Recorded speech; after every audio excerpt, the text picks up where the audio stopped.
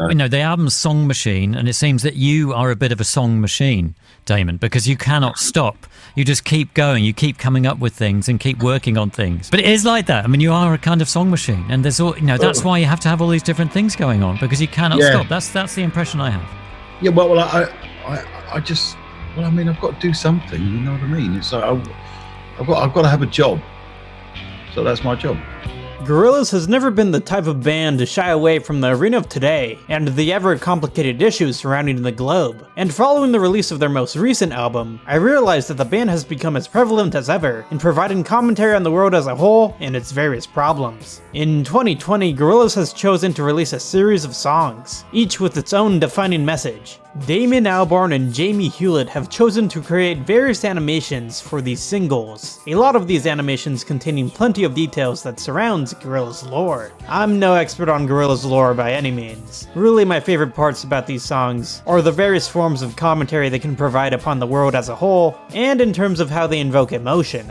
But hey, I'll try my best to present at least some key points surrounding the band as a personality as well. The following is my analysis of the latest Gorillaz record. Instead of going through each song chronologically as they were released, I've chosen to cover them by how they appear in the order of the track list of their respective album, known as Strange Times. Not only that, but since there are 17 tracks in total once the deluxe version of the album is accounted for, I've chosen to cut down my analysis to only the songs that have music videos, and to the songs that I find to be most notable in the record's catalog. Finally, remember this is my own interpretation of the album and its themes, and I can bet you that it's going to likely be way different from your own perspective. If you disagree or agree, be sure to tell me in the comments below. All thought about the record is welcomed here. Let's quit wasting time and get to the point. This is Damon Albarn and Jamie Hewlett's Song Machine, Season 1, Strange Times.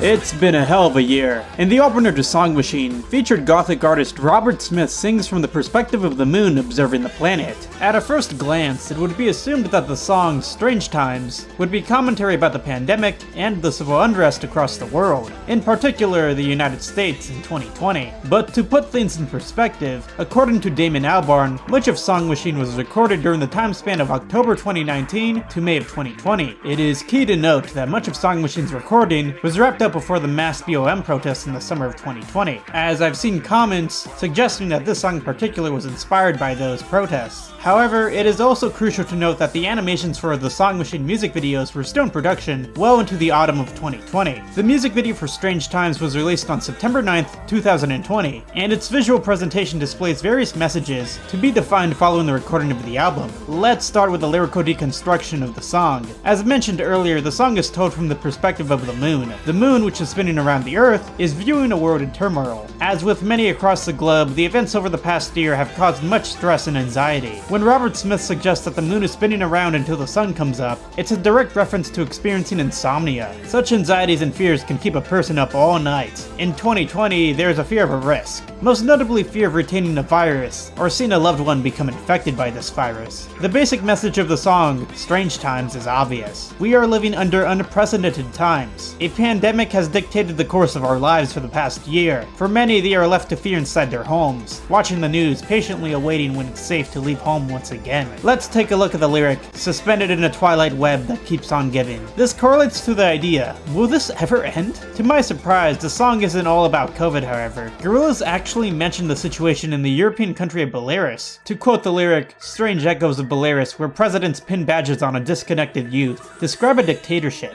the brainwashing of individuals, with falsified elections and the conviction of protesters dismissed as felons and junkies from the Belarus government is insinuated in this line. In essence, any political opposition in the country is met with violent suppression. For Belarus, they've been living in strange times for the better part of a quarter century. Our old friend Tootie proceeds to describe a surgical glove world, one shrouded in masks and sickness. In fact, in the music video to the song, such images of suffering flash by. The frightening instrumental of the song supports the point of uncertainty, with with its lost demeanor. It's interesting to see the intro to this album shrouded in pessimism. It's a chaotic soundscape of synths and guitars. As a side note about the music video, I'd like to point out a direct reference between the Now Now and the song. In the song Magic City, 2D tells of a billboard on the moon. And what do we see in this music video? A billboard on the moon! Albeit, Noodle does destroy it. The end of the music video leaves us with a shot of the moon, with the words "Be the Changed" inscribed, a motto made most famous during the BLM protests, that despite all the chaos that we are living through, it is up to us to fight for the desperate restructuring of the world.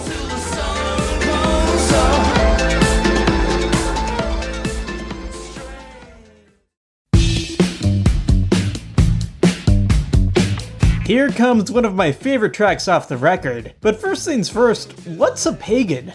Alright, let's check Google. A person holding religious beliefs other than those of main world religions. Huh. So what we have here is another Gorillaz song critiquing the Hollywood lifestyle and stardom in general. In fact, the music video for The Valley of the Pagans takes this concept by using the game Grand Theft Auto 5 as a literal vehicle to tour the parody of the City of Angels, known as Los Santos. Unfortunately, the official music video was taken down on YouTube, and if I had to guess why, it's probably due to licensing issues disputed by Rockstar Games. Musician Beck accompanies Gorillaz on this track with a chorus that has been stuck in my head since the release of the album. It's a very fun track with dark undertones. The song describes someone who's oblivious about the outside world. This being lives in a bubble, one that pays no attention to the least fortunate around them. Think back to when the lockdown started to happen back in March. Remember when a bunch of these celebrities got together virtually and decided it would be a great idea to sing John Lennon's song Imagine to try and bring any sense of optimism about the current crisis? I mean, to them, I'm sure they thought they meant well, locked in their $1,000,000 mansions, not having to worry about ever getting bored, but from an outsider perspective, it's tone deaf to the situation.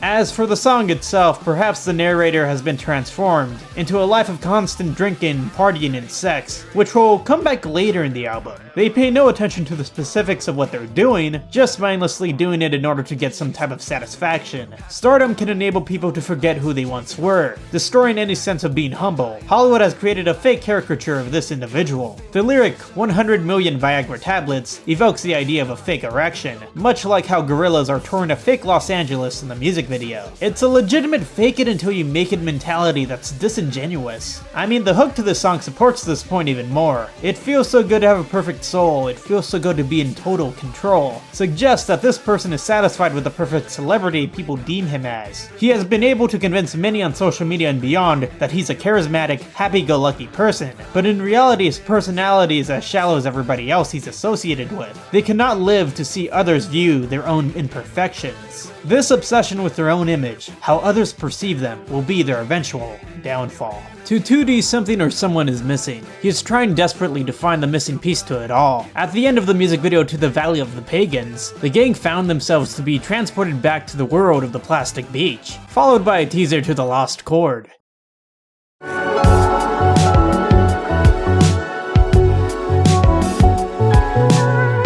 According to many in the Gorillaz fandom, the Lost Chord sounds like a cut directly from Plastic Beach. It's so smooth, with its funky instrumentals. I like it a lot, with guest vocalist Leee granting us soft-sung vocals wishing to find a secret chord. This is a direct reference to the late Leonard Cohen and his touching lament, Hallelujah. Well, I've heard there was a secret chord that David played and it pleased the Lord, but you don't really care for music, do you? In the Holy Scripture, David is able to get close to God by finding the secret chord, but without the secret chord, would David have been able to keep his close relationship with God? The overall message to the Lost Chord is a tone to a track one would find on the Now Now. The secret chord in this instance is a reason to remain connected to this particular thing or person. To my co-writer, Jared the Rat Bastard, he thinks Tootie and Leee are trying to find the love of a dying art. This dying art is the genre of funk. To both Tootie and Leee their love towards funk remains true, but to the musical world around them, they notice that people are passing it by, moving on from a genre most think is dead. I believe the overall message to this song is the strain of a former lover, who Tootie desperately wants to salvage the relationship with, but knows that in good faith, the spark they once had has faded away. The chord, in this instance, has become lost.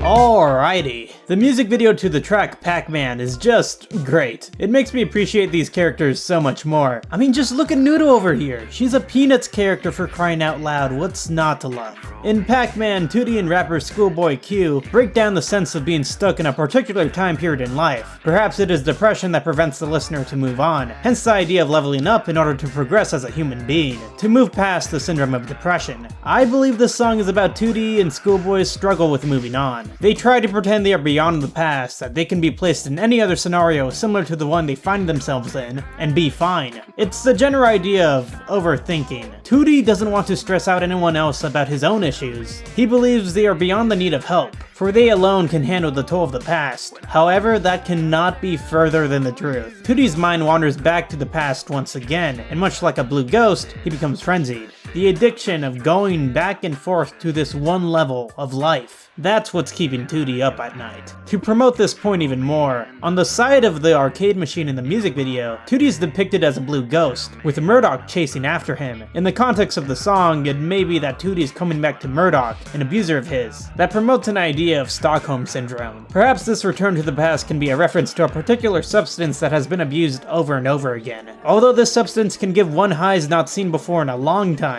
these effects are only temporary. Once the effects of the drug run out, the mind returns to where it was before, that they, the individual, have in fact not moved on, and in this instance, has stayed stuck in the same level. How can I trust truth? When I ain't got nothing to sell, I shatter my thoughts to get out my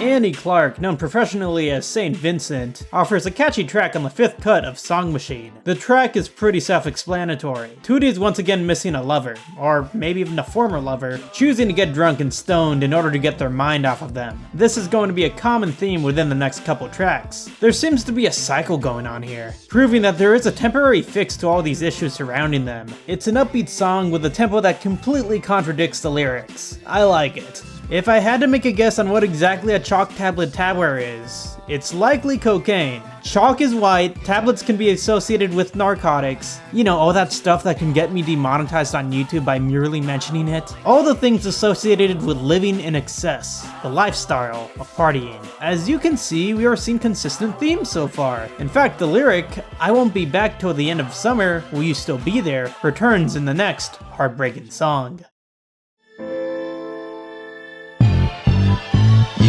You've more or less forgotten about me this summer, continues Tootie's streak of self-loathing. In The Pink Phantom, Tootie thinks about a failed relationship that has continued to linger around in the background, even months following its tragic end. This relationship hangs over like a cloud over Tootie. The lavish pink colors that are a signature of Elton John take on a different meaning in the song. The rose-tinted glasses that Elton John wears suggest that the relationship that was once held was actually ideal. We find comfort in living inside nostalgia, living in the golden memories.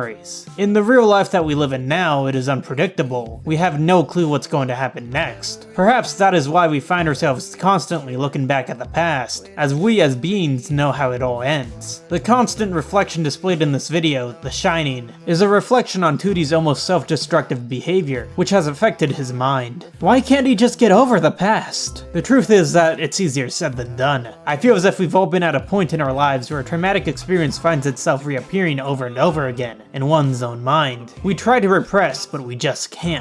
In fact, Black continues in this album by also lamenting the loss of a relationship, missing the summer nights of long ago when he was able to be with this person. The Phantom in this instance is a relationship, with its grasp tied around the individual's heart. All that's left in this relationship is longing.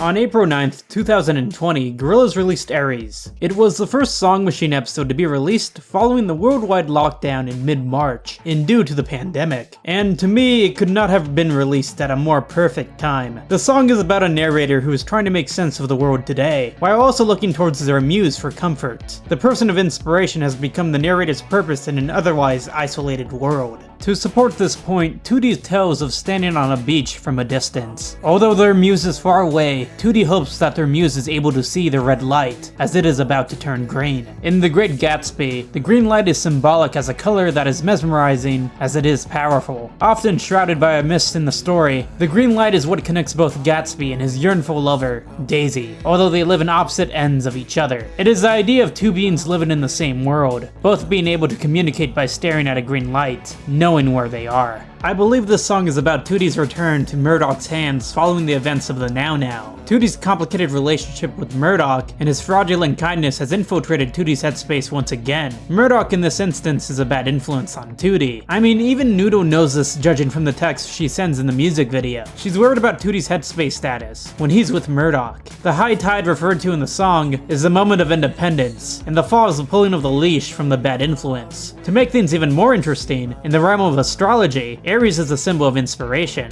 boldness, courage, and impulsiveness. Murdoch is the inspiration to 2D to continue writing music. Aries is a laid-back track, which at the time of its release was my go-to at the beginning of the lockdown. Oh, how many times I would play this on Spotify and listen to the song over and over again, in order to get me through the month of April. Both Peter Hook and Georgia implement a vibe that is as comforting as 2D's reliance on the Green Devil himself.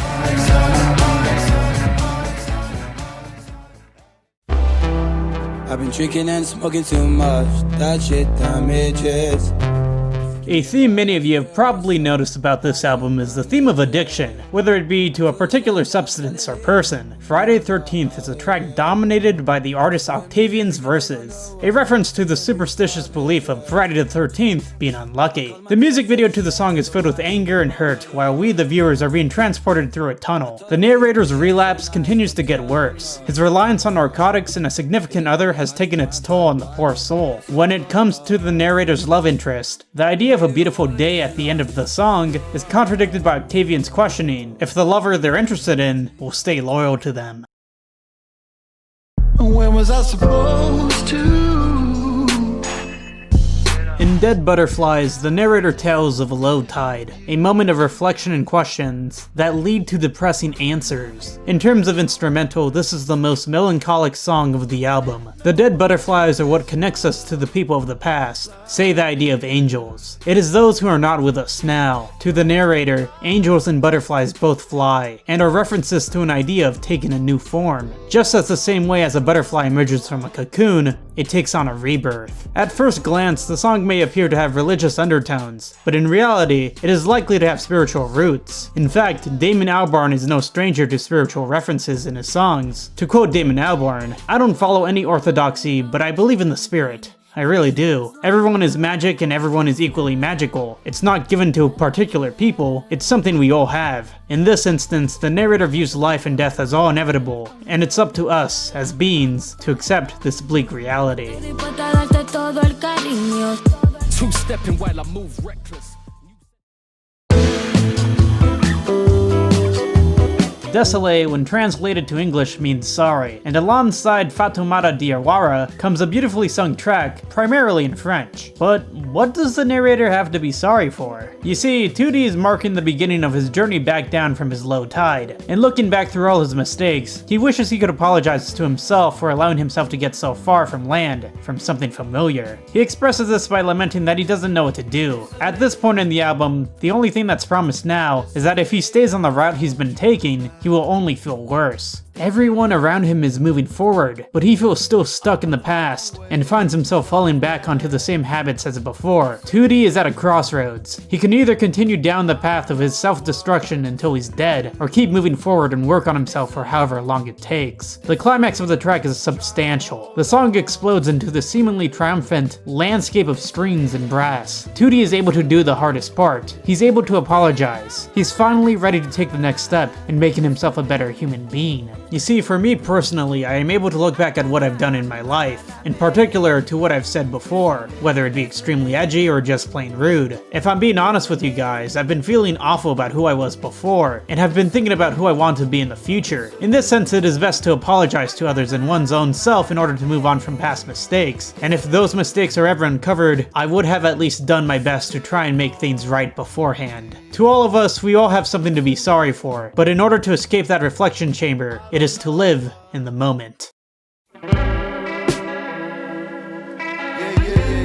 In the closer to Song Machine Season 1, the record chooses to escape its pessimistic themes and endorse a different perspective on how one should be perceiving everything around them. Slowthai and Slaves borrow a page from Ferris Bueller, essentially saying that life moves too fast. If you don't stop and look around once in a while, you could miss it. Amidst all the chaos in Slowthai's rapping, the piece is presented under Slaves' ever so smooth vocals, perhaps an unintentional description of how to view the current world's landscape, to find peace within the chaos. The laid backness to the guitar riff is so comforting. The song is just so tightly made between its shifts and tone. The music video is so sweet. Watching the band dance and sing has never looked so fun before. The message of instant gratification, to live in the moment, propels the narrator to leave his show of hopelessness, at least for a moment. Although the world is a mess, it is important to enjoy the little things in life, and keep note of what makes us happy, as everything in life is only for now. Tootie is choosing to move on from the past and to begin living in the moment, in order to start bettering himself as an individual. To me, this message of optimism is a light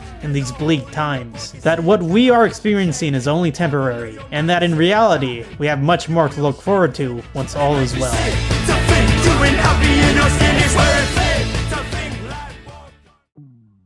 Going into this album, I imagined an analysis of self-contained stories that would make it difficult to form an overall narrative for this album, as displayed before in the previous 2 Gorillaz installments. However, I came to realize that Song Machine itself is much more than just a slew of songs set to a playlist. It is a snapshot of a moment in time. Although these times may be strange, it is important to make efforts to carry on despite the nonsense in the world. It can be easy to dismiss these times as just difficult, and that all will remain bleak, but in order to combat these pessimistic messages, it is crucial to be an optimist, to fight for what is right, and to influence change upon the world. As with my past Gorillaz videos, here are my top 5 favorite songs from the album. Number 5, The Pink Phantom. Yeah, you know me, I really like hearing Tootie sing about being sad. Number 4, The Valley of the Pagans.